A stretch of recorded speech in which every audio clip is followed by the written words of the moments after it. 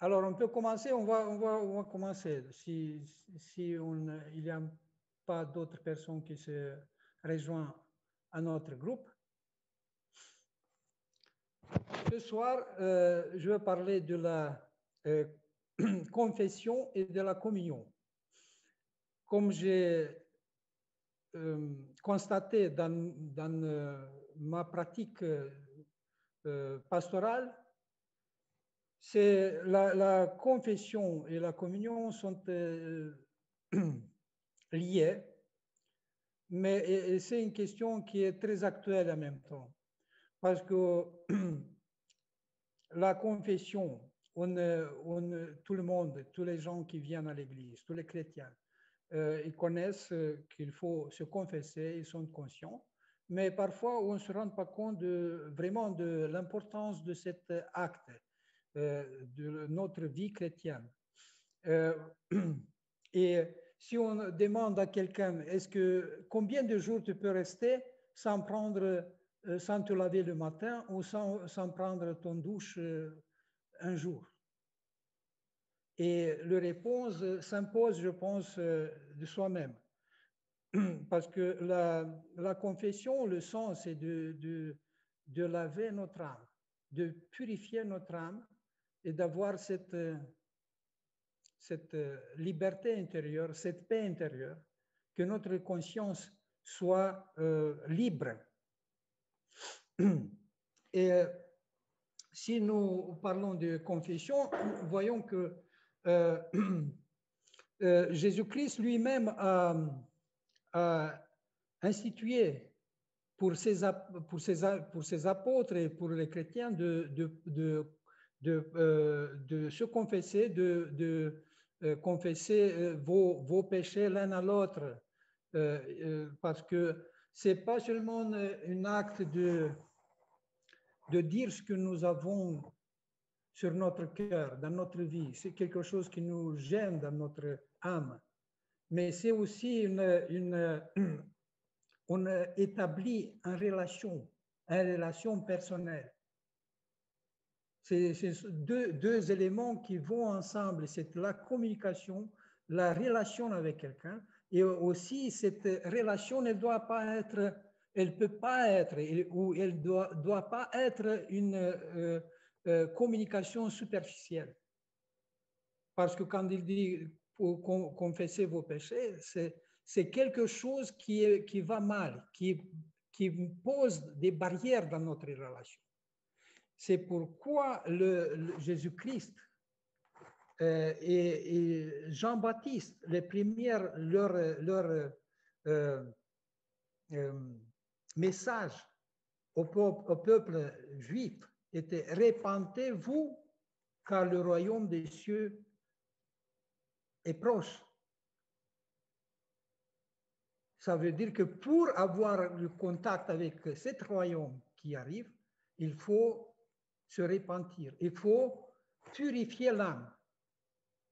C'est pourquoi dans l'Ancien Testament, la loi de Moïse prescrivait des purifications, des sacrifices, parce que l'homme n'arrive pas à accomplir même toutes les prescriptions de la loi.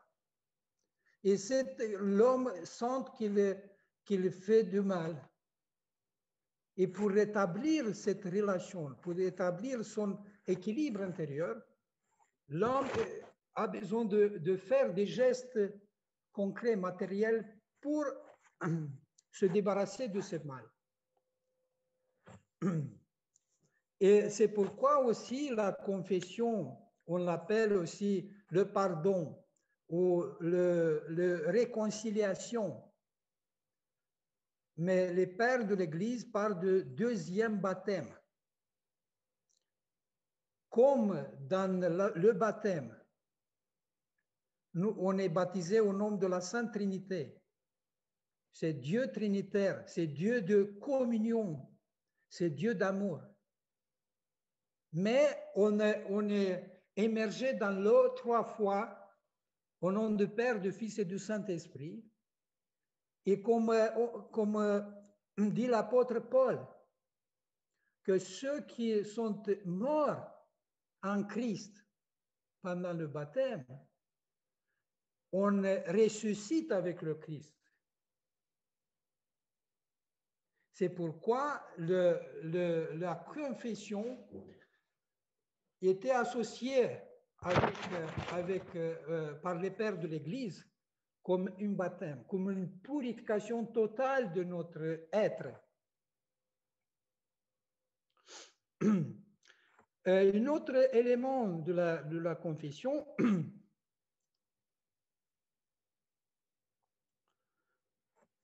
parce que nous connaissons notre faiblesse, nous savons que nous sommes fautifs, nous faisons du mal.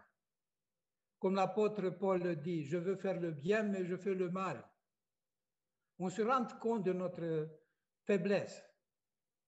Et si on se rend compte, on a besoin de médecins, quelqu'un qui peut nous aider, peut nous guérir. Et c'est le Christ. Parce que dans la confession, à travers le prêtre, même on peut dire que le prêtre témoigne avec nous de notre état, mais devant le Christ.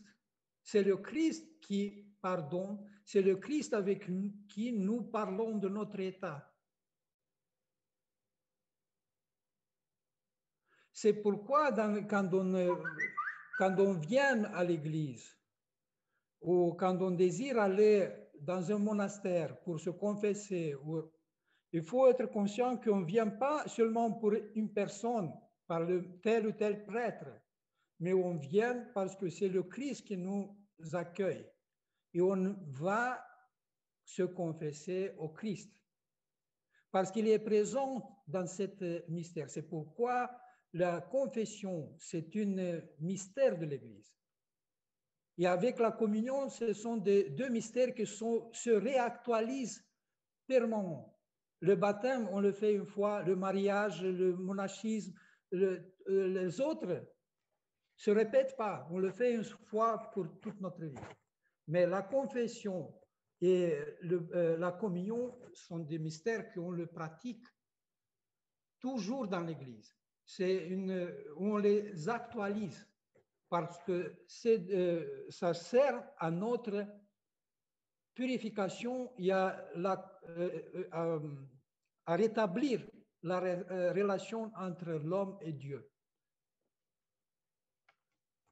Et une autre chose que on doit être aussi conscient qu'il n'y a pas d'homme qui n'a pas de péché.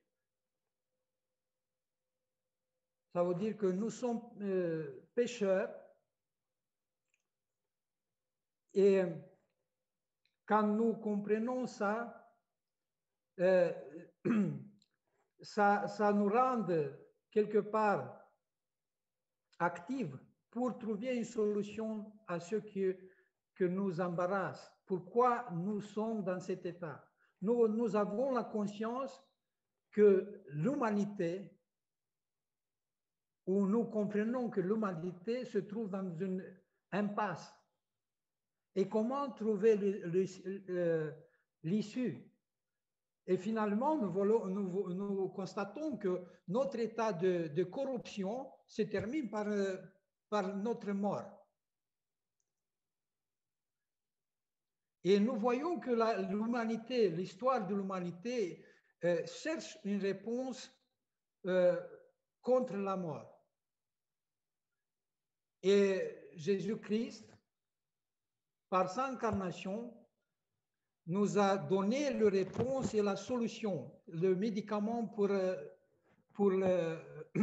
contre la mort et pour la vie éternelle. Mais comme j'ai dit sur la liberté, Dieu veut qu'on manifeste notre liberté, que nous soyons conscients de ce que nous devons faire pour avoir cette guérison spirituelle. C'est pourquoi dans l'Église, cette tradition est apparue du début, parce que l'homme doit purifier sa vie, doit rétablir cette relation avec Dieu. Et nous pouvons parler de quelques étapes de la confession et la communion. Et la première chose, c'est nous devons se poser la question, quelle est notre motivation? Pourquoi nous devons se confesser et communier? Quel est le sens? Et comme je viens de dire, c'est d'être en communion avec le Christ qui est la vie, le Christ qui nous donne la vie éternelle. C'est ça le centre de notre motivation. Parce que nous pouvons avoir d'autres motivations qui ne sont pas si claires ou des motivations personnelles qui ne répondent pas à cette question de rétablir ce dialogue et communion avec le Christ, qui est le centre de ce mystère.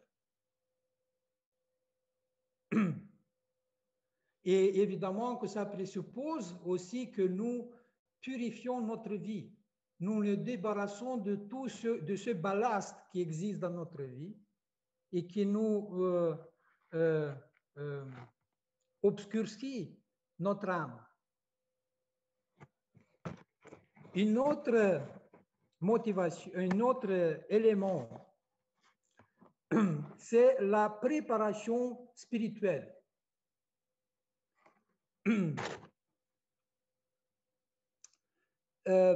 Cette préparation présuppose une prière. Il faut prier chez soi, prier que Dieu envoie aux prêtres chez qui nous allons aller les conseils, il lui donne les réponses qui sont pour nous, pour notre vie, qui sont mieux pour notre salut.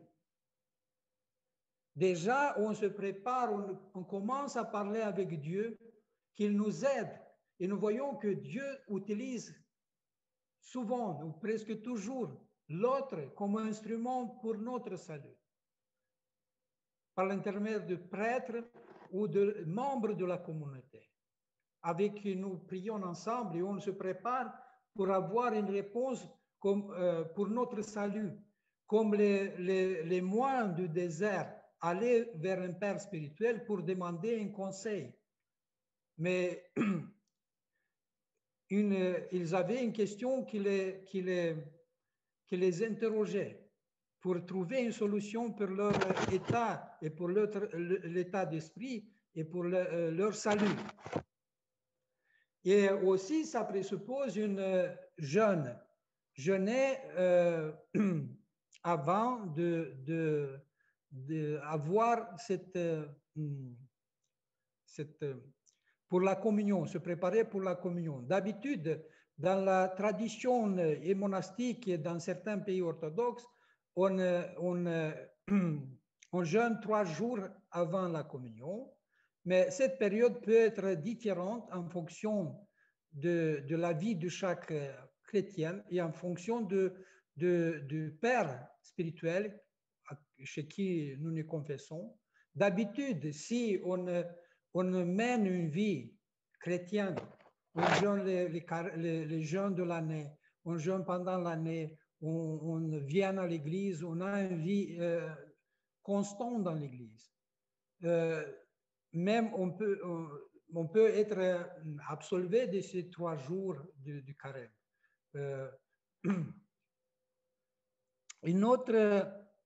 Notre élément, c'est aussi la prière personnelle.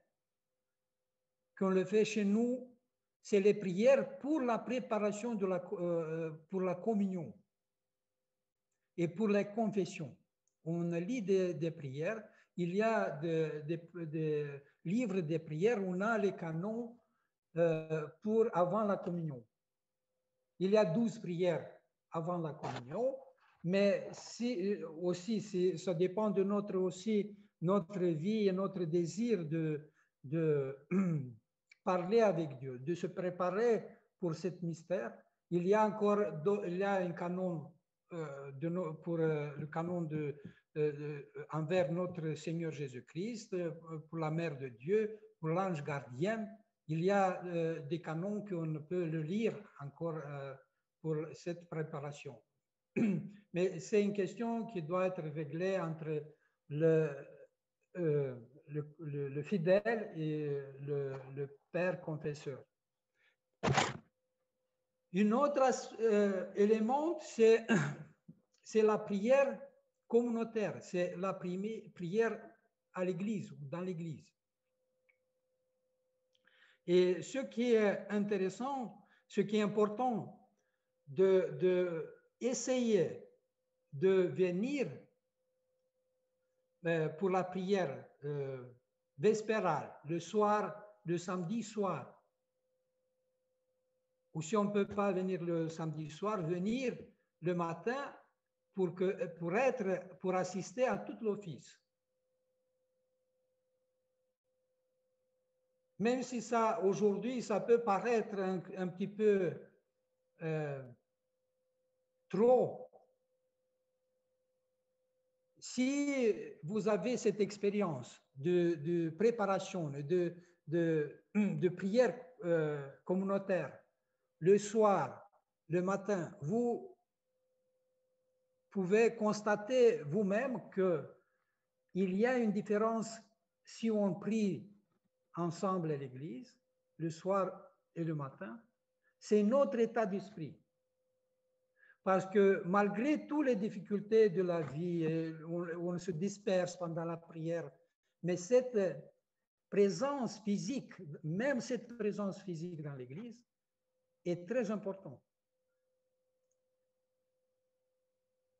Comme il y a une histoire d'une moine qui venait à l'église et il s'endormait parce qu'il avait les offices étaient pendant la nuit, il s'endormait. Et quelqu'un lui a dit, mais pourquoi tu viens à l'église et dors? Tu peux dormir dans ta cellule. Et elle a dit, même si je m'endors, je préfère d'être devant Dieu, là, dans l'église, en communauté. Et c'est important. On voit qu'il a saisi une chose très, très importante qui part de cette communion des fidèles. On réalise cette église. Ce n'est pas seulement un espace géographique, ce n'est pas seulement un bâtiment, mais même si on est faible, mais on s'accroche à cette communauté, on forme cette corps de Christ. Et c'est un élément important. Une autre chose pour la préparation,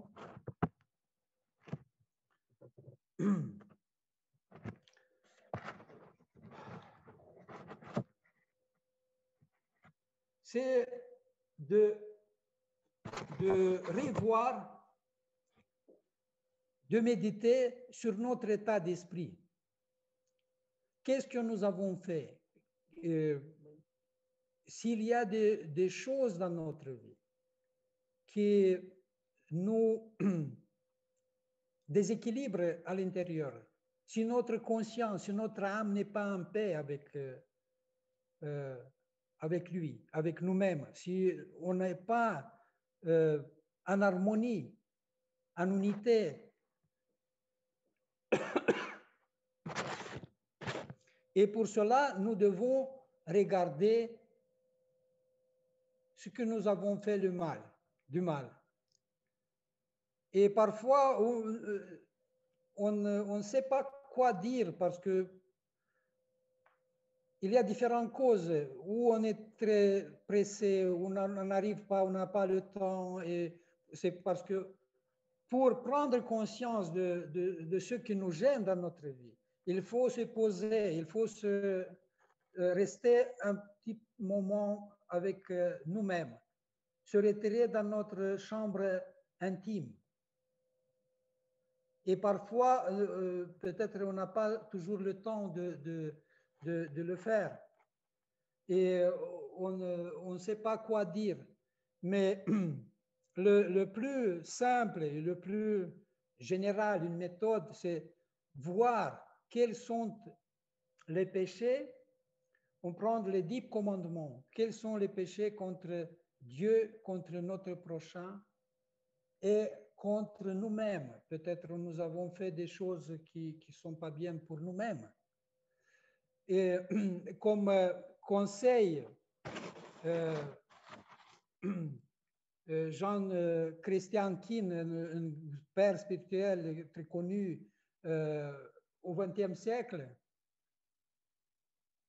il nous propose de faire une sorte d'analyse sur les 10 commandements et sur les 9 béatitudes que Jésus-Christ l'annonce sur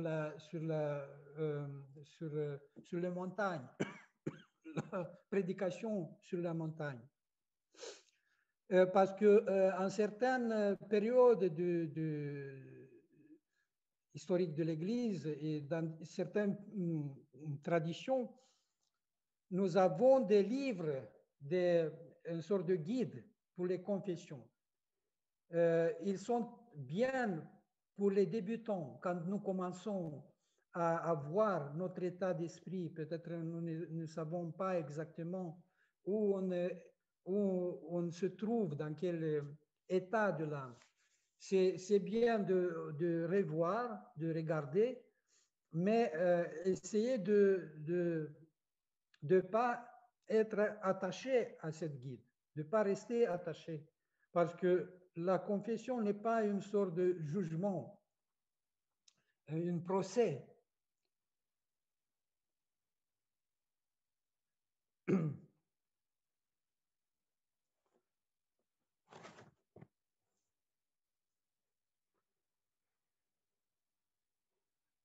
Un autre élément pour la préparation de la confession et pardon, et la communion,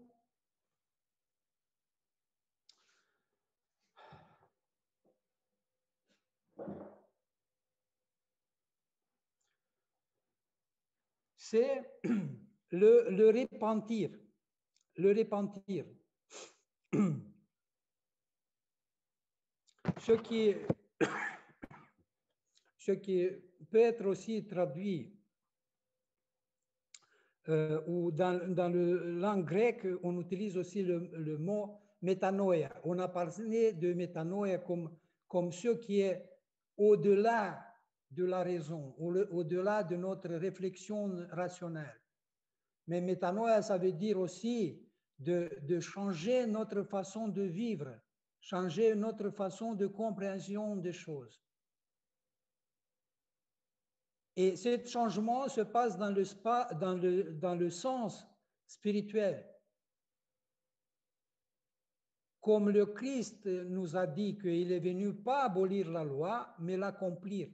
Ça veut dire qu'on a les préceptes logiques, les interdictions de ce que nous ne devons pas faire.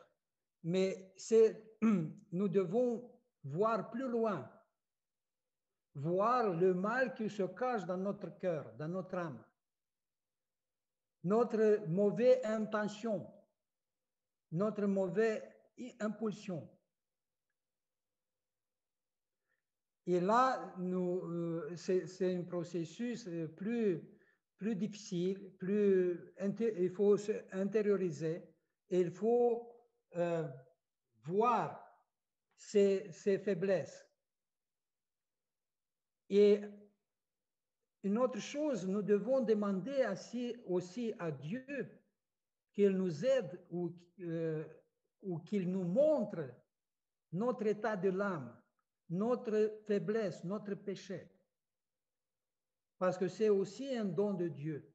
Et nous pouvons constater que dans la vie des moines, des anachorètes du IVe siècle jusqu'au XXe siècle, jusqu'à nos jours, voyons que les pères spirituels, les gens qui nous considérons comme des saints dans leur vie, ils se considéraient les derniers pécheurs du monde. Et parfois, nous sommes un petit peu sceptiques. Pourquoi ils disent une chose pareille? Parce que nous savons qu'ils ont souvent des dons de guérison, de prophétiser. Parce que quand nous avançons dans notre vie spirituelle, Dieu nous éclaire et nous voyons en vérité quel est l'état de notre âme. Nous voyons tous les péchés, comment ils travaillent dans notre âme. Et des péchés qu'on ne prend pas en compte au début deviennent plus graves quand nous sommes dans un état spirituel plus avancé. Parce que Dieu ne tolère aucun mal. Et comme le dit Saint Silouan, que chaque pensée mauvaise, chaque mouvement contre notre prochain éloigne l'Esprit Saint de nous, de notre vie. C'est pourquoi ça provoque un combat intérieur très fin et très fort. Parce que l'homme ne veut pas accepter la mort, l'absence de l'Esprit Saint. Mais c'est déjà important de commencer cet cheminement vers l'union, vers la communion avec le Christ, d'une manière plus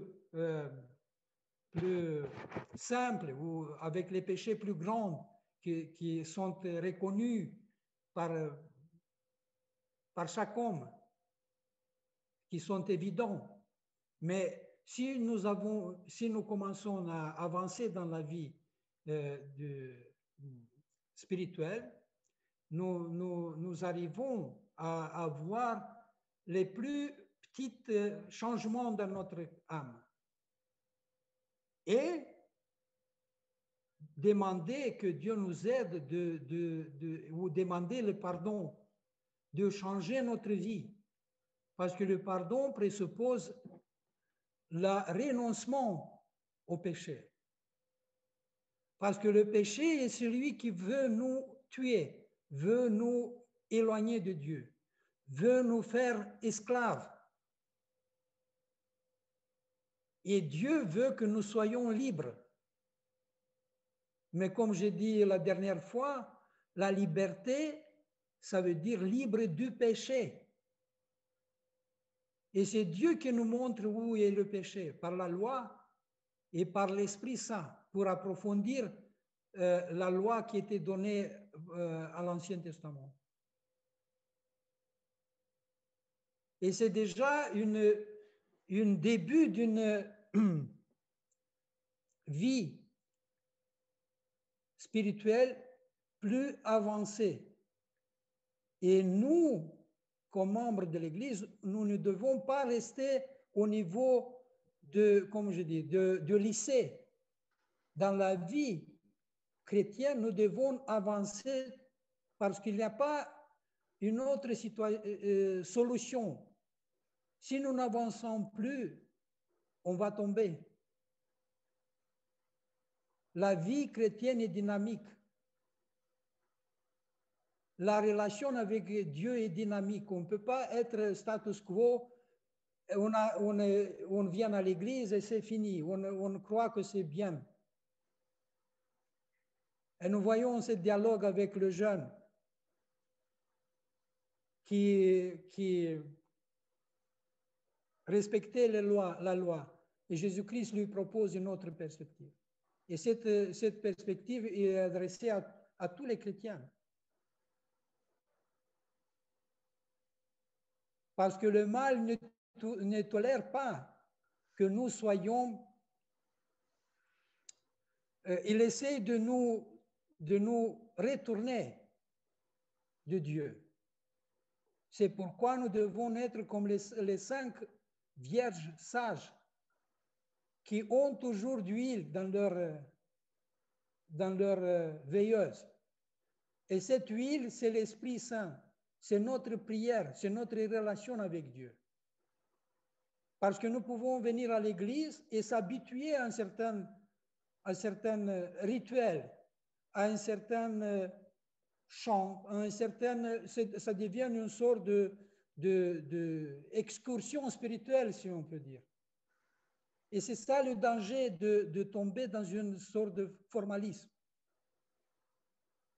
C'est pourquoi la liturgie est unique, chaque liturgie est unique, parce que c'est dynamique. C'est pourquoi, en principe, l'Église n'est pas d'accord de regarder la liturgie au téléviseur, parce que c'est un acte unique. Mais évidemment, dans des conditions exceptionnelles, on peut utiliser la technique qui peut nous aider aussi de rétablir cette union avec Dieu, cette communion avec Dieu.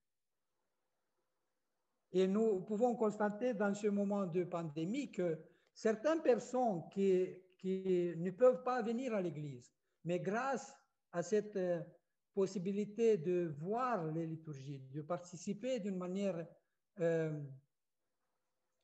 interactive, on peut réaliser cette unité ecclésiastique, cette assemblée des chrétiens, même si nous, on n'est pas présent dans l'Église. C'est ça aussi un élément de la vie de l'Église, que nous pouvons devenir des temples du Saint-Esprit. Mais nous avons besoin de cette communauté. Nous avons besoin d'être attachés à ce corps de Christ.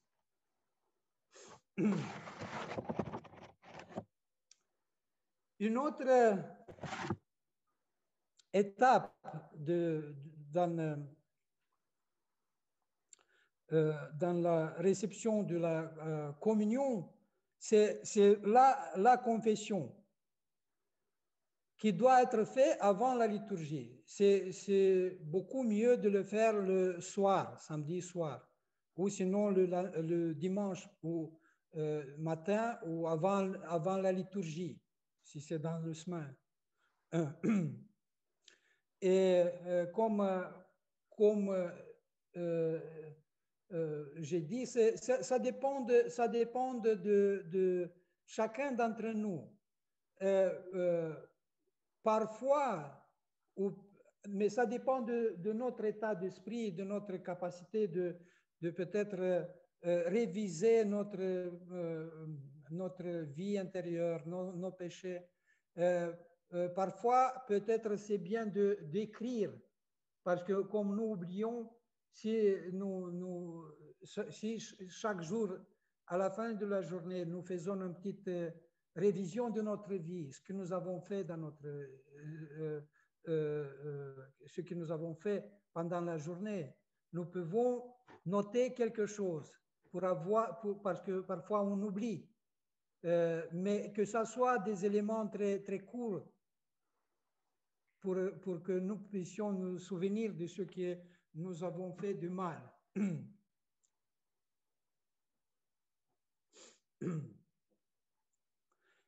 Et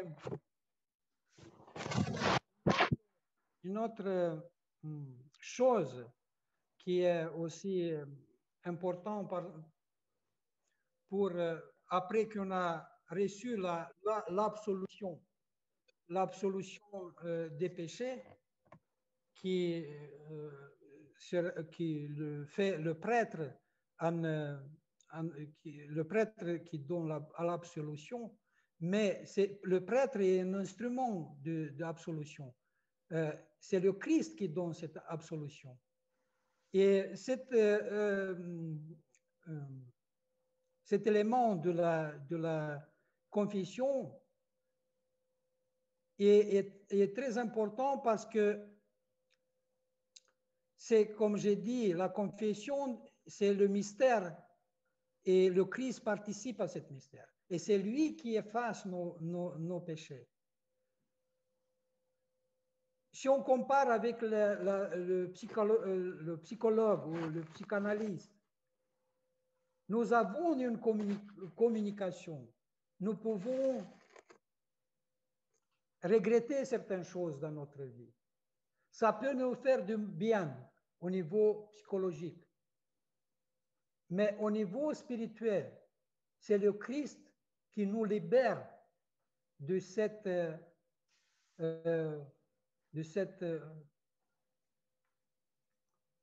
fardeau, de cette blessure que nous avons dans notre âme. C'est pourquoi ce n'est pas seulement une guérison au niveau psychologique, mais spirituel. C'est plus profond parce que ce n'est pas l'homme qui agit dans cet acte de communication, de guérison. C'est Dieu lui-même, c'est Jésus-Christ qui est présent et qui nous libère de ses péchés. Et peut-être vous avez senti cette libération après la confession. C'est ce qui est important et qui nous donne cette liberté.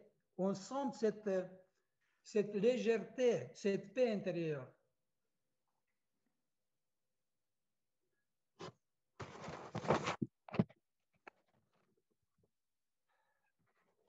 Un autre élément de cette autre étape de confession et la communion, c'est le jeûne eucharistique.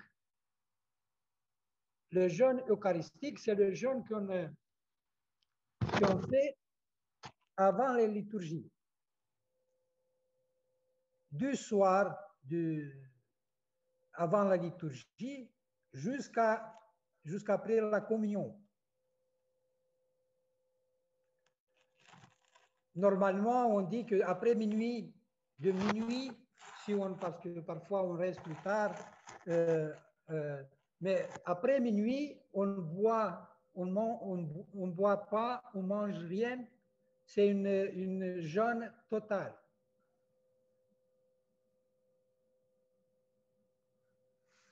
C'est pas seulement une sorte de privation physique de la nourriture, mais c'est aussi une préparation spirituelle.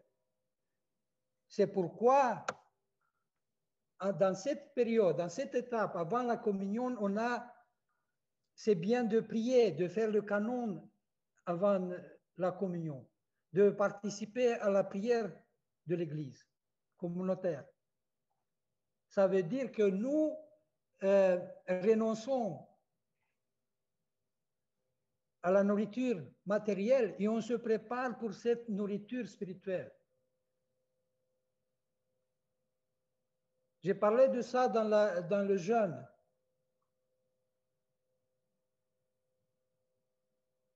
Parce que nous renonçons de cette matérialité et on se dirige vers le spirituel. Et on peut sentir son effet dans notre vie. Parfois, nous sommes dans une situation c'est très difficile de renoncer. On sent ça comme une sorte d'épreuve, comme une sorte de chose qui est fatigant. Quand on fait d'efforts, ce n'est pas simple. Et en même temps, après qu'on a réalisé ça, avec un certain sacrifice, avec des efforts, avec un manque de confort, mais après, à la fin, nous sentons cette grâce, nous sentons cette paix, nous sentons cette joie. Il y a des choses qui est très difficile d'expliquer parfois. Il y a quelque chose qui nous arrive dans la vie et on sent ça, cette présence très forte. C'est pourquoi les éléments qui nous sont conseillés, c'est bien d'essayer de le mettre en pratique et on va voir la différence. Même quelqu'un qui m'a dit qui est malade, et normalement on ne demande pas de jeûner. Si quelqu'un est malade, la règle du jeûne, de prière est différente en fonction de son état de santé. Et il n'est pas obligé de jeûner. Mais son épouse m'a dit, mais j'ai constaté que quand il ne jeûne pas, son état après la communion n'est pas si extraordinaire, si on peut dire. Quand il essaie de jeûner, son état est beaucoup mieux. Ce qu'on ne peut pas expliquer quelque part. Mais c'est ça, si on fait un petit effort, nous voyons que la grâce est plus présente, si nous pouvons dire. C'est toujours difficile d'expliquer comment ça se manifeste. Mais nous pouvons expérimenter ça et voir que ce que nous dit la tradition de l'Église, c'est une tradition vécue par des gens qui veulent nous aider notre vie chrétienne par leurs conseils. Et si nous essayons de mettre en pratique les éléments que nous avons dans l'Église, nous pouvons découvrir des vrais trésors, un vrai sens, une vraie sagesse qui est déjà, qui déjà existe dans l'Église. Et nous devons être attentifs aux éléments qui sont importants dans notre vie dans l'Église. Et le dernier élément, c'est la liturgie et la communion.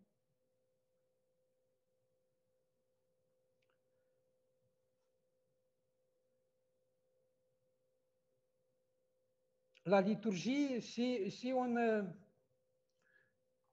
essaie de prier avec la communauté, d'être attentif à ce qu'on chante, aux tropères, aux antiphones, aux prières que nous faisons à l'Église, nous pouvons constater que les prières qu'on fait, ils touchent la guérison de toute l'humanité et de tout l'univers.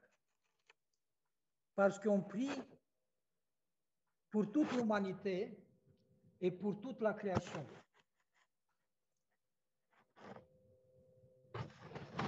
Et nous participons à ce mystère à travers le Christ qui se donne en nourriture pour nous.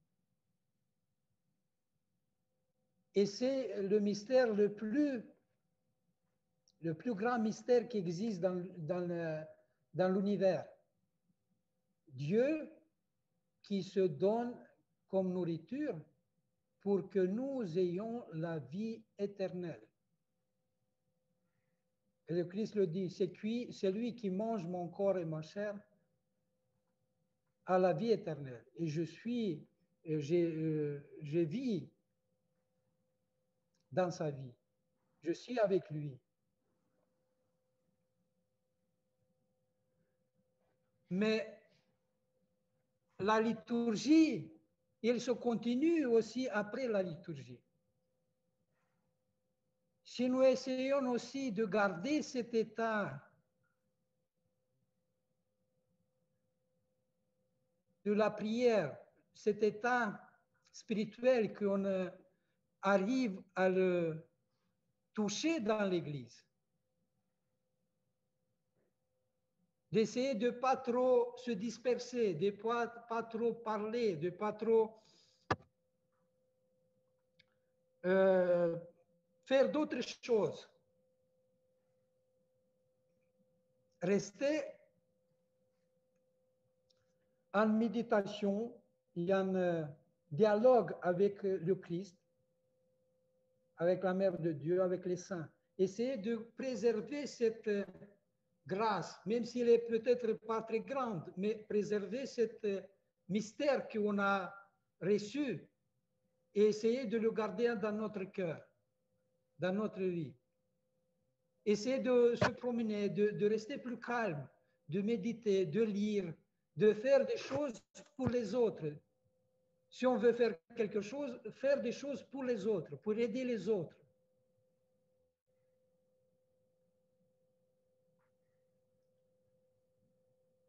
Pour que le dimanche soit une communion avec Dieu et avec nos prochains.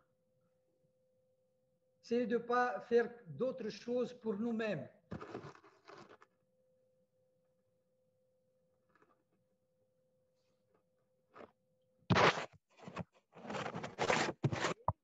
Si nous arrivons à faire des petites choses dans chaque étape, de changer notre attitude envers chaque élément qui je viens de dire. Chacun d'entre nous peut constater des choses qui se changent, des choses qui changent dans le bon sens. La présence de la grâce dans notre vie.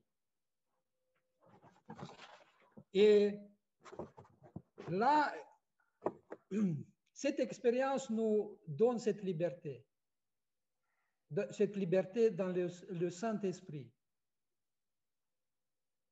et qui va nous faire que nous soyons libres du péché, libres de toutes les choses qui existent dans le monde, même si on va utiliser, on va travailler, on va utiliser la technique, on va avoir des amis, mais toutes les choses, notre attitude change envers le monde. Et c'est ça qui est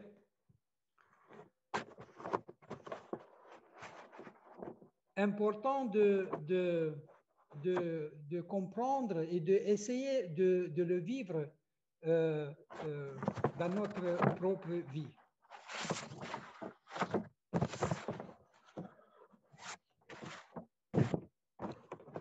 C'est tout ce que je voulais dire pour ce soir. Et si vous avez des questions, on peut encore rester un petit peu pour répondre à vos questions.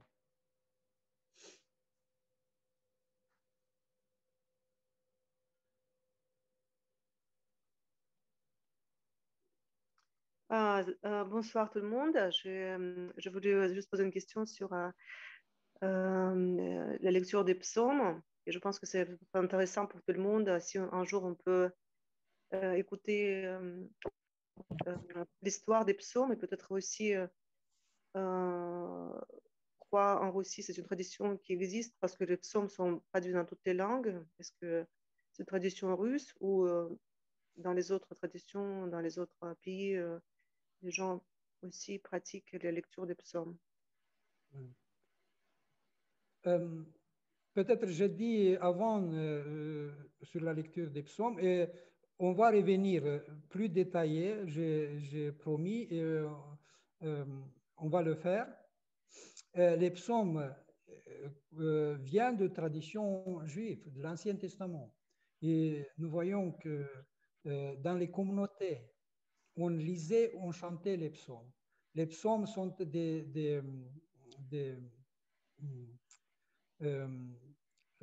écrits poétiques qui ont une certaine mélodie. On peut le chanter, on peut le lire dans l'Église. Et c'était toujours lié dans la vie liturgique. Et cette tradition, elle est rentrée dans le christianisme et surtout dans le monde monastique. Les moines qui priaient à travers les psaumes. Et jusqu'aujourd'hui, à Monatos ou dans d'autres monastères, il y a des moines qui connaissent par cœur les psaumes. Et il y a, dans tous les offices, il y a des psaumes qu'on lit, qui montrent cette fidélité à cette tradition ancienne. Et pour les moines, le psautier, c'est une sorte de résumé de la Bible, parce que les psaumes parlent de l'histoire du peuple juif. Mais ce peuple juif, c'est l'humanité. C'est l'humanité. Et là, il y a aussi des éléments de prophétie de l'Ancien Testament qui parlent de l'incarnation du Christ, qui est devenu du prophète, le prophète de l'ordre ou le prêtre d'ordre de Melchisédek, que le Christ va être crucifié, que la Vierge va venir. Il y a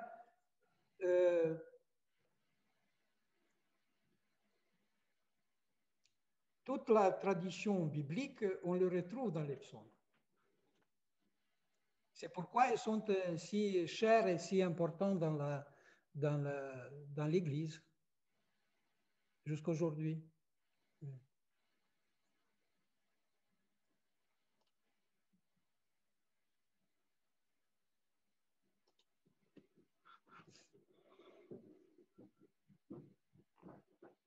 Merci, Père Nathan.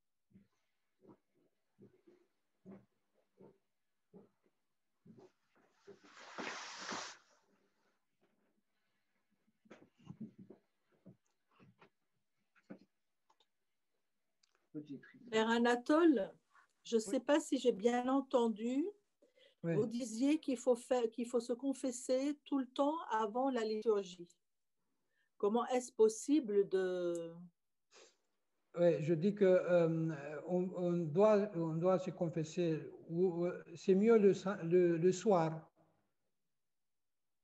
Oui, mais dans notre vie de l'Église, il faut toutes les semaines avant la liturgie se confesser.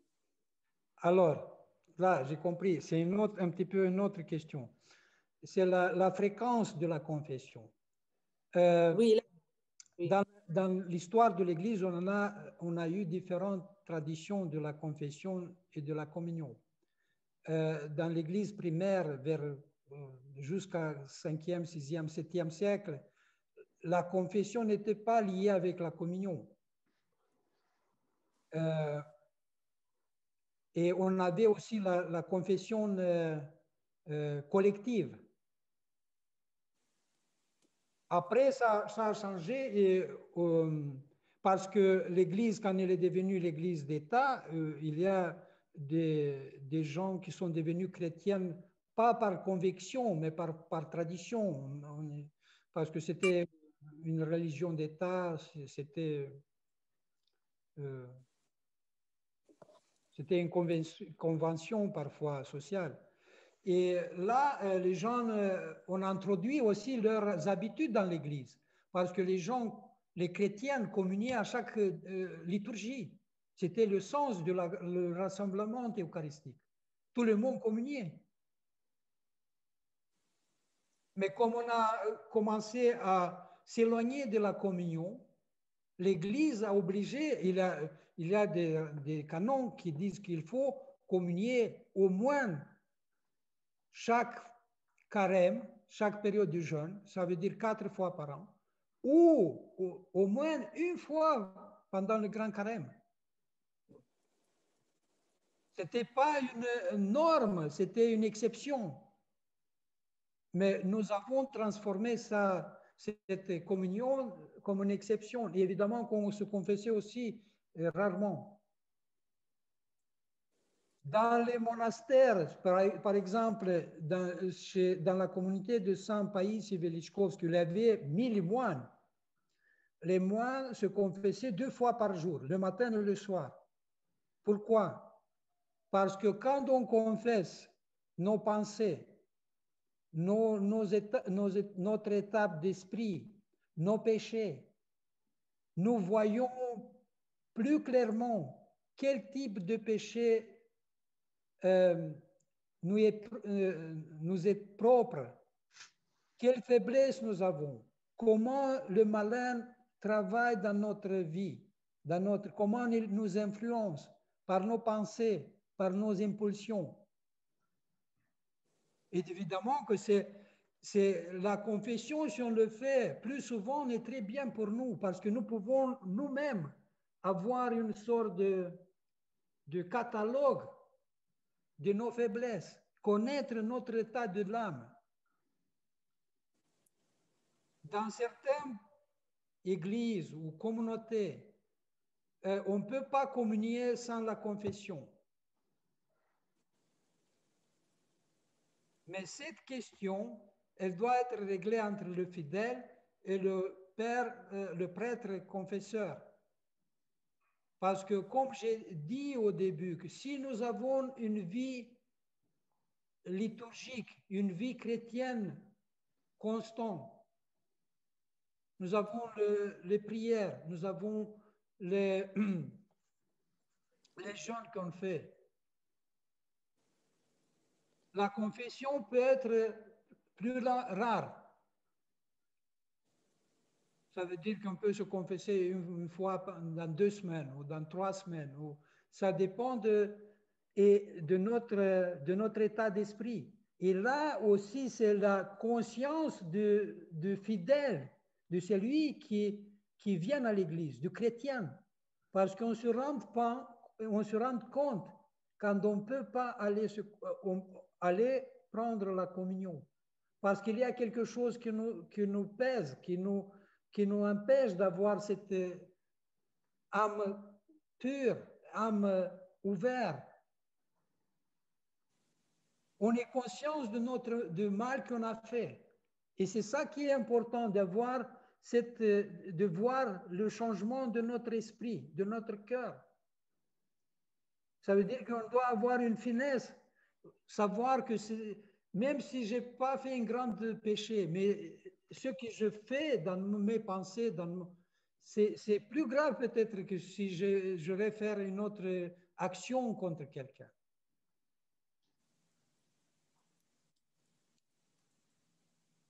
C'est pourquoi là, il y a aussi notre propre responsabilité comme chrétiens.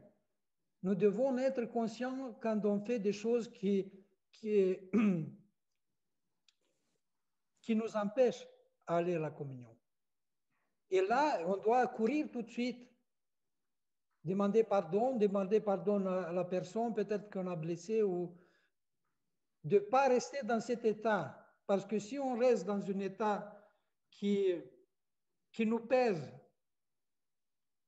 notre cœur commence à se pétrifier. Nous perdons cette sensibilité.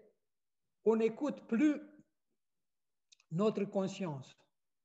Parce que nous commençons à trouver des arguments pour justifier notre action, pour justifier notre état de péché. Et c'est ça qui est dangereux pour notre âme. Et après, ça se manifeste de différentes manières. On est nerveux, on est irascible, on est parfois méchant, parce qu'on n'a pas cet équilibre.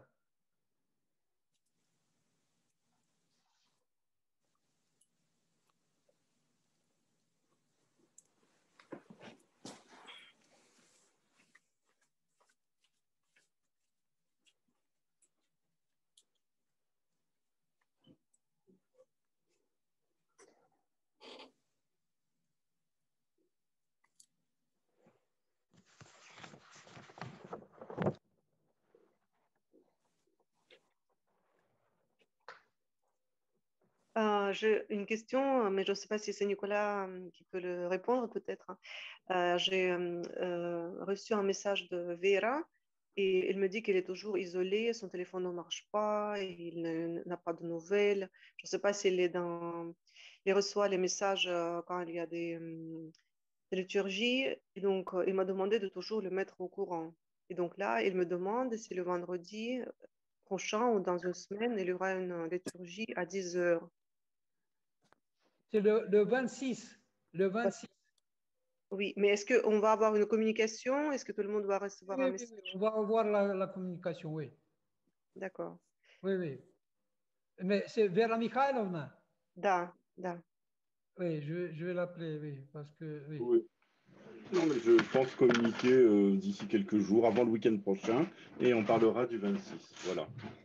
D'accord, ça marche. Voilà. Merci beaucoup. Donc, Père Anatole, excusez-moi, j'ai manqué un tout petit peu Oui, de votre réponse. C'était un peu vers la fin parce que je n'avais plus de batterie le temps que je cherche pour oui, charger. le chargeur. Vous aviez parlé de la confession collective. Ça se fait quand et comment On a dit que dans l'histoire de l'Église, on a eu Ah, la... c'était dans bon, l'histoire, oui. moi, ça m'est arrivé d'avoir des confessions collectives. J'ai eu ça plusieurs fois, en particulier par Père Alexis Kniazev au camp de la Serre. Voilà, ça c'est une expérience que j'ai. Voilà, c'est assez. On en garde un souvenir. Hein, on en garde un souvenir. C'est pas une formalité. Voilà. Là, D'accord, parce que moi, je l'ai connu juste le jeudi saint.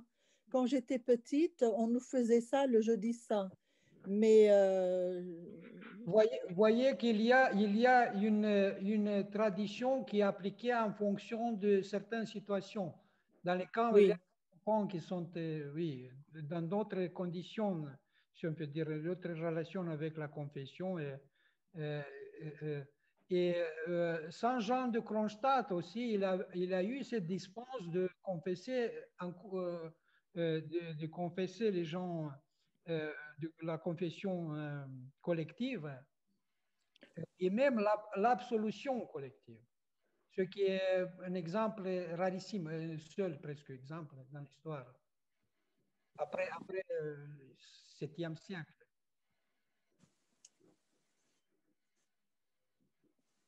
donc ce n'est plus actuel. Mais comme je dis, l'Église peut utiliser les choses, les moyens de la confession en fonction d'une situation concrète. D'accord. Et ça dépend de la situation dans laquelle vit la personne ou une communauté.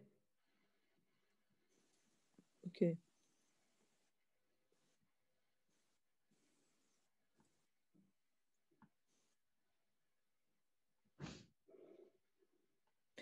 Et vous avez parlé des canons et des prières, des prières qu'il faut faire avant la communion.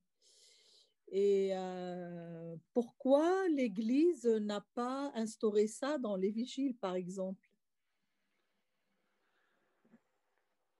Parce que les vigiles, c'est les prières collectives de l'Église, de la communauté. Et les prières avant la communion, c'est Elles ne des peuvent pas être collectives? privées. Pardon? Elles peuvent pas être collectives? Elles peuvent être. C'est pourquoi, souvent dans l'Église, quand le prêtre communie et prépare les saints dons pour la communion, Oui. souvent dans l'Église, on lit les prières d'avant la communion pour que les gens soient préparés. Mais ça ne se fait pas, hein. C'est très rare. Hein. Des bois, on le fait de temps en temps. Oui, On le fait de temps en temps. parce que On c'est lit pas aussi... tout, d'ailleurs, il y a plus. On n'a pas le temps de lire toutes les prières, mais on essaie d'en lire quelques-unes et on varie à chaque fois. Voilà. Mais c'est aussi un signe de notre temps que souvent, les fidèles n'arrivent pas à lire le prière devant la communion. Et ce que je dis, que cette préparation est très importante parce que nous restons dans un état, même si on n'est pas toujours attentif, mais les prières durent au moins une demi-heure. Et on Oui. on prie et on se met dans un autre état d'esprit. C'est ça le sens des canons quelque part, pour que l'homme reste plus longtemps possible dans une relation avec Dieu. Et même si on se distrait parfois, notre pensée vole à droite et à gauche, mais quand même on continue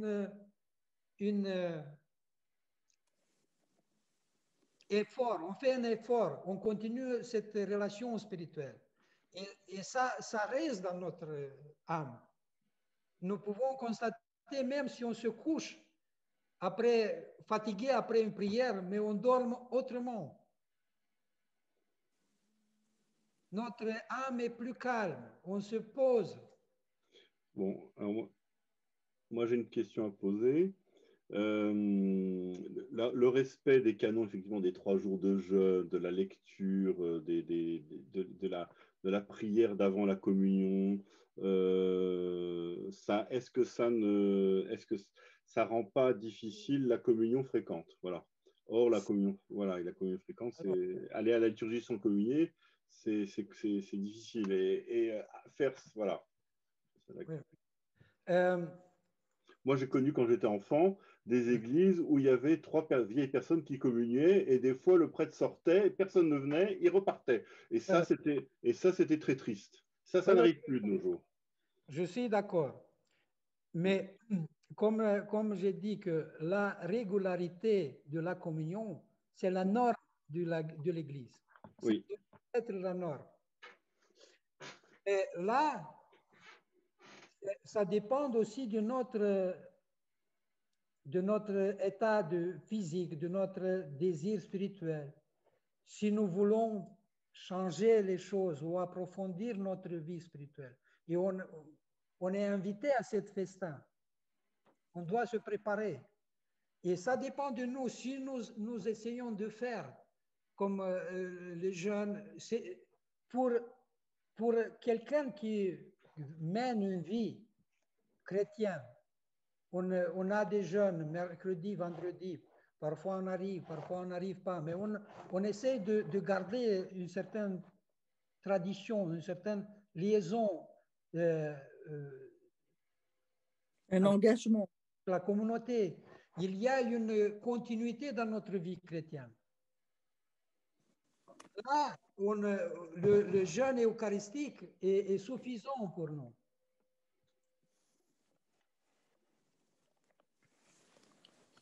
Mais si nous voulons faire plus, on peut faire.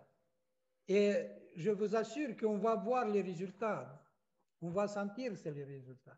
Mais c'est une autre chose que cette relation ne devient pas une norme juridique. Dieu nous laisse la liberté. Et ce désir doit être quelque chose d'intérieur. Que ce soit un désir d'être en communion avec Dieu. De se sentir comme un poisson sans eau. Ça veut dire que si nous n'avons pas la communion, cette relation avec Dieu, c'est pas bien. On doit sentir une sorte de disconfort si on ne communie pas, si on ne lave pas notre âme, si on ne se débarrasse pas de tout mal. Ou essayer de le réduire, de faire un petit effort.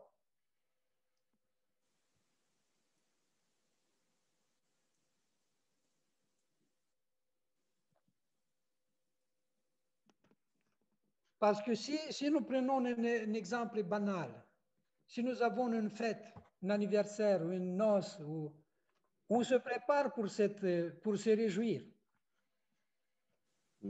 On ne va pas manger pendant la journée pour être au banquet. Oui, c'est clair. On va se réjouir avec le monde. Et si on prend ça comme exemple dans la vie spirituelle, c'est pareil, parce que ce n'est pas visible quelque part, cette présence de la grâce. Mais si nous faisons cet exercice, c'est sûr que nous allons sentir cette présence. Et un exemple très, très intéressant de Père Cléopas qui raconte qu'il était persécuté, il se cachait dans les montagnes, il a vécu comme ermite pendant la période communiste. Et un jour, il est descendu du montagne pour chercher quelqu'un.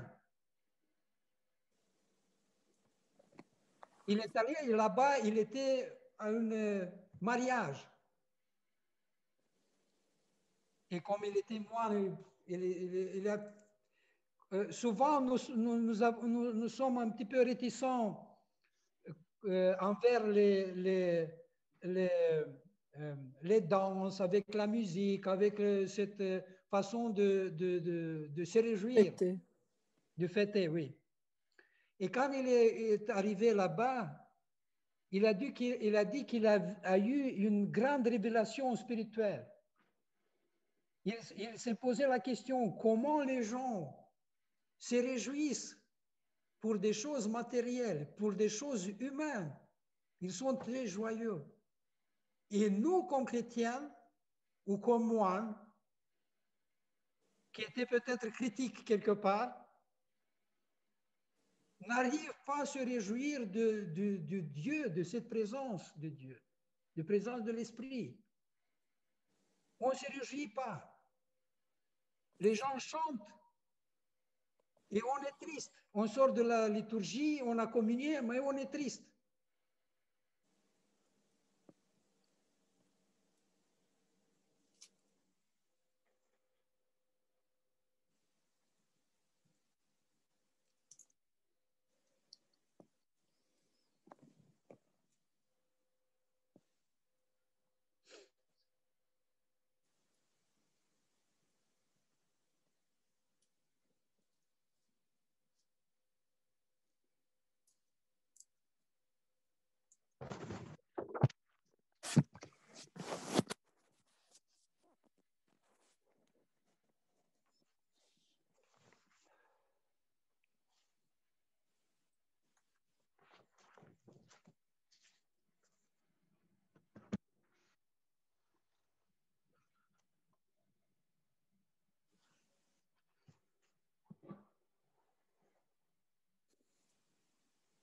Partager quelque chose quand les gens qui viennent chercher les prosphores et des fois ils sont en retard. Donc je dis que bon, maintenant c'est fini.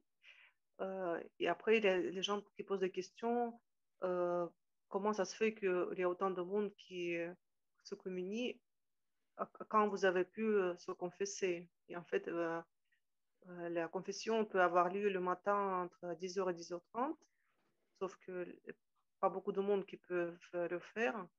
Mais les gens qui communient, il y en a plus ceux qui sont confessés.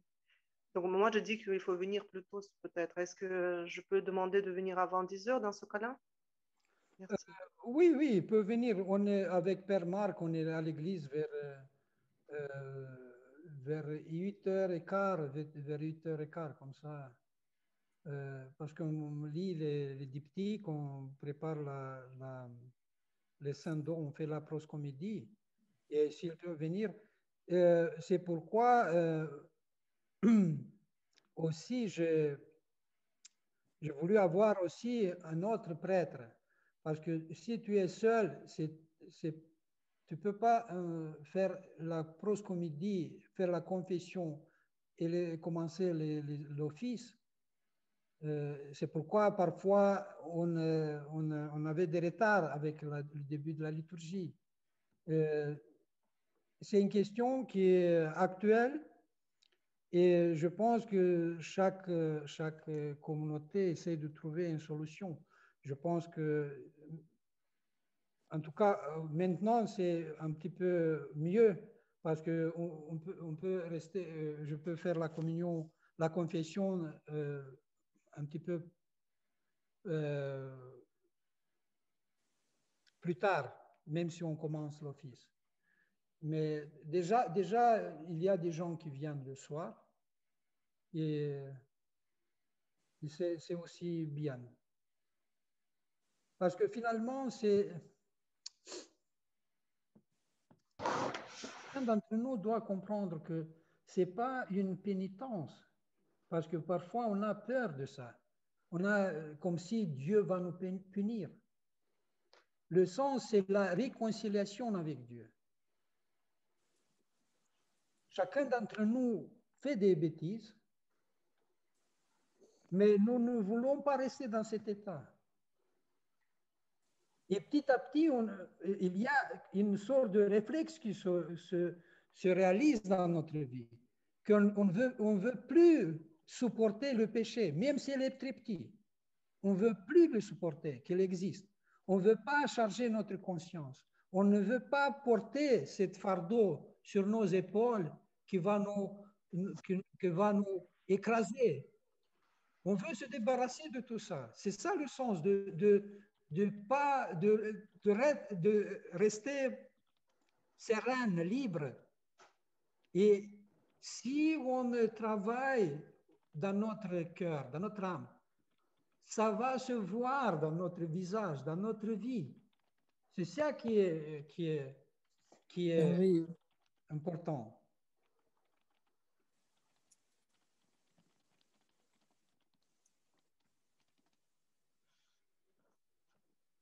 C'est comme les plantes. Si on enlève les malherbes autour des plantes, ils commencent à grandir, à fleurir, un arbre. C'est ça notre état de l'âme. C'est notre vie.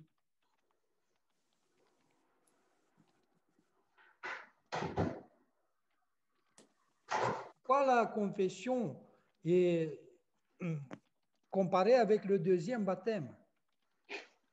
On devient comme nouveau-né.